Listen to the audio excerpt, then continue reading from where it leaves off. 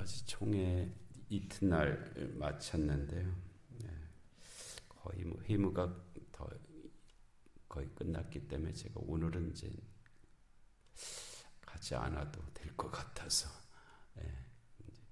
하여튼 이번 총회 때 특별한 점은 해벌이라는 것이 실제로 이렇게 이루어진 일인데요. 그러니까 우리 헌법에도 이제 권징이 있고 권징까지만 있는 것을 주로 여겼습니다. 뭘 잘못하면 벌을 받아야 되잖아요.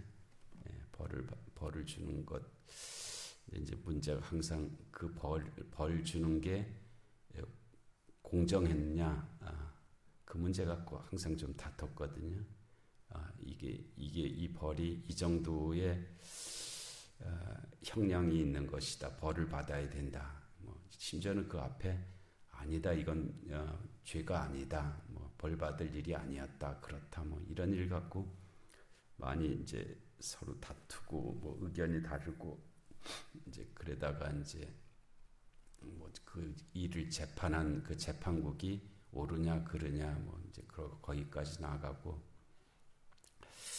그런 일들이 많이 있었는데 이번에는 그 뒤에 우리가 잘 살펴보지 않았던 해벌이라고 하는 그런 조항이 있어요. 헌법에 해벌.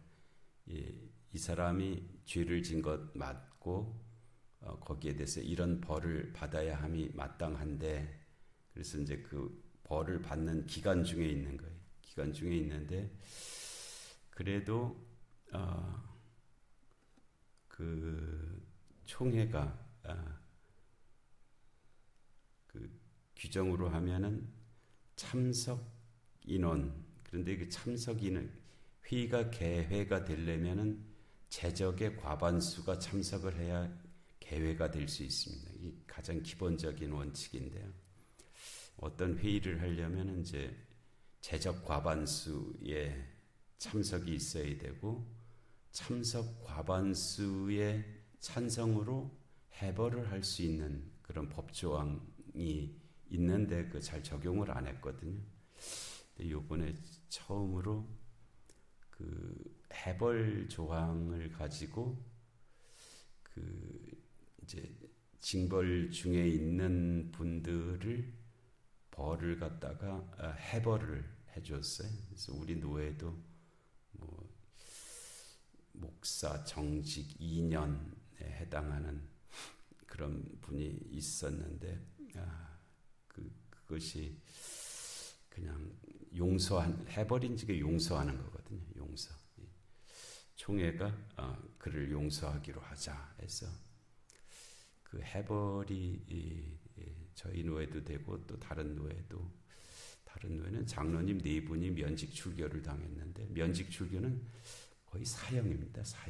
사형에 해당하는 그런 벌인데 그거를 해벌을 시켰어요. 그래서 한편으로는 잘했다는 그런 것도 있고 또 한편으로는 그러면 그동안 뭐해라 그렇게 어렵게 재판해갖고 그렇게 선고까지 해서 그렇게 만들었느냐.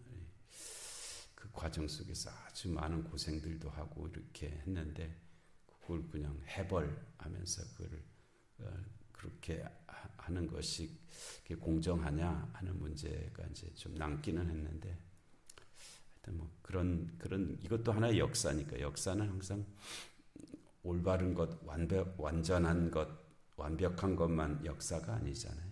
역사 속에는 여러 가지 일들이 존재하죠. 잘한 것도 있고 잘못한 것도 있고 좀 온전한 것도 있고 미흡한 것도 있고 그런 것들이 다 역사를 구성하고 있습니다. 그래서 그거를 통해서 역사를 통해서 교훈을 받는 민족은 살고 역사를 통해서 교훈을 받지 못하는 민족은 망한다라는 그런 말이 있잖아요. 그래서 하여튼 역사는 이루어졌고 그 역사를 통해서 우리가 어떤 교훈을 받느냐에 따라서 더 잘 될 수도 있고 이제 더 안 좋아질 수도 있고 이제 그런 일이죠. 우리의 삶에서도 그렇잖아요. 어떤 결과들이 있는데 그 결과들을 가지고 더 좋은 쪽으로 갈 수 있는 계기를 마련하면 그거를 디딤돌로 삼으면 더 높은 곳으로 나아갈 수가 있고요. 근데 어떤 일이 있을 때 거기 걸려 넘어져 버리면 이제 완전히 쓰러져 버리는 거잖아요. 예. 그런 일도 있고 뭐 그렇게 되었습니다. 그래도 전체적으로는 뭐 회의하면 항상 회의감이 든다 그러거든요. 그런데 그렇게 되지 않고 회의를 하는데 우선 큰 소리를 내는 사람이 없었어요. 막 그냥 총회 노회하면은 뭐 의장하면서 막 그냥 큰 소리를 내고 이렇게 의견을 말하고 주장을 하고 했던 사람이 또 말하고 뭐 이런 일도 있으니 그런 것들이 상당히 없어지고 언성을 높이지 않고 자기 의견을 잘 설명을 하고 또 그걸 받아들이고 하면서 비교적 소위 은혜롭게 잘 마쳤습니다. 기도해 주신 분들께 감사드리고요. 오늘 좀 긴 본문입니다만 이제 바울의 아덴 설교죠. 사도행전에 이 베드로의 오순절 설교서부터 스데반의 그 마지막 순교의 그 설교도 있고, 그리고 이제 이 바울의 설교가 이제 여러 번 나오는데 그 중에 이제 바울이 아덴에서 한 설교의 내용이 16절서부터 34절까지 설교와 상황으로 이렇게 계속 이어져 있습니다. 바울이 이제 아덴까지 온 곳은 2차 전도 여정에서 수리아 안디옥에서 출발해서 그 길리기아 지역 그리고 갈라디아 지역 그리고 이제 아시아로도 가지 못하게 하시고 비두니아로도 가지 못하게 하시고 그래서 드로아로 내려가서 드로아에서 마게도냐인의 환상을 보고 이제 마게도냐 지방으로 건너갔잖아요. 배를 타고 건너가서 거기서 빌립보 그리고 이제 데살로니가 그리고 베레아까지 이제 바울이 거기서 뭐 내가 꼭 저기를 가야겠다라고 간 거 아니잖아요. 하나님의 그 역사 속에서 섭리라 그러죠. 하나님께서 이렇게 미시는 거죠. 이렇게 하나님의 그 하나님께서 이렇게 가게 하시는 그곳이었죠. 뒤돌아보면 그런 곳이었습니다. 그래서 빌립보로 갔다가 데살로니가로 갔다가 그 다음에 베레아로 갔다가 물론 그 역사 속에서 유대인들이 좀 악역을 담당하죠.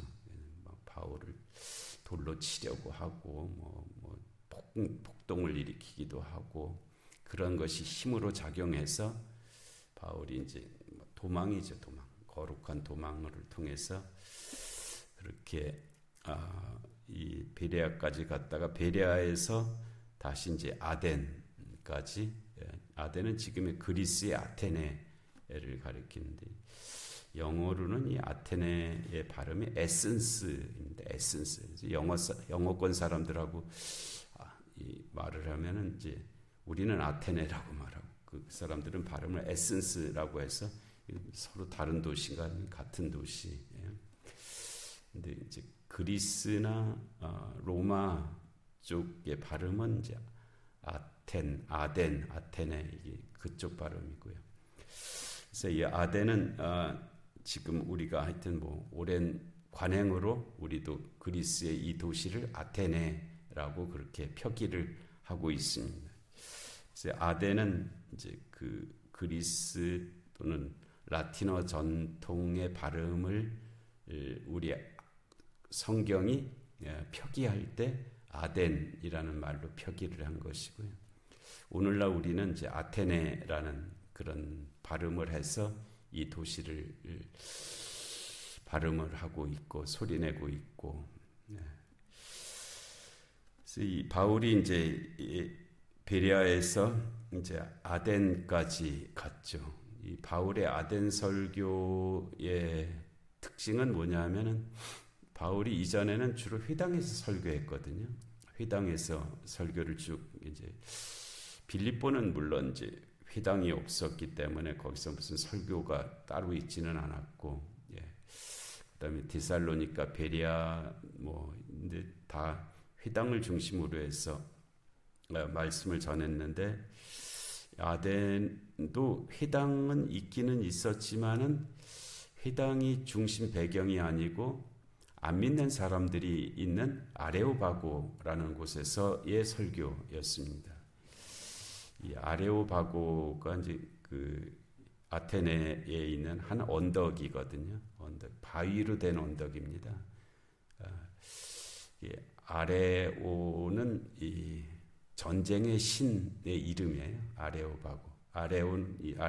아레오스라고 하는 전쟁의 신, 그리고 파고는 언덕이라는 뜻입니다. 그래서 아레오라고 하는 말과 파고라는 말이 합쳐져서 아레오바고라고 하는 전쟁의 신의 언덕이라는 뜻으로 뭐 지형이 그렇게 높지는 않습니다. 한 5, 6m 정도 되는 언덕이에요. 근데 바위로 됐어요.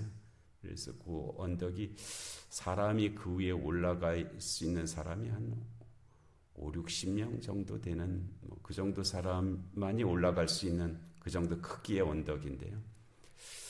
이제 거기에서 주로 재판이 있었습니다. 그 아레오바고 언덕에서 재판을 해갖고 뭐 판결을 내리고 뭐 그래서 뭐 무슨 언도하고 그런 곳이었는데 재판 기능은 이제 바울 때 좀 사라졌고 그 무슨 논쟁 토론의 장소였습니다. 아레오바고가. 그래서 그 당시에 여러 가지 일들을 의논하고 토론하고 뭐 논쟁하고 했던 장소로 쓰였던 곳이 이제 이 아레오바고였고요. 그래서 바울이 바로 거기에 그 아레오바고에 올라가서 이제 복음을 전하는, 그러니까 이 유대적 배경, 유대교의 배경이 없이 바로 이방인들에게 복음을 전하는 그런 형식으로 한 설교가 이 바울의 아레오바고 설교죠. 그래서 그런 특징들을 가지고 있는 그런 말씀들. 그래서 바울이 회당에서는 이렇게 말씀을 전했는데 이 하나님을 전혀 알지 못하는 그들에게는 어떻게 복음을 전했을까 하는 것이 이제 이 바울의 아덴 또는 아레오바고의 설교 속에 나타나 있는데, 또 우리가 이 말씀 잘 살펴보고 이때는 이렇게 복음을 전했구나. 그래서 우리가 만나는 사람들이 다양하잖아요. 배경들이 다르기 때문에 우리는 어떻게 예수 그리스도를 증거할까 하는 그런 지혜도 또 우리 거기에 관한 말씀도 주실 줄로 믿습니다.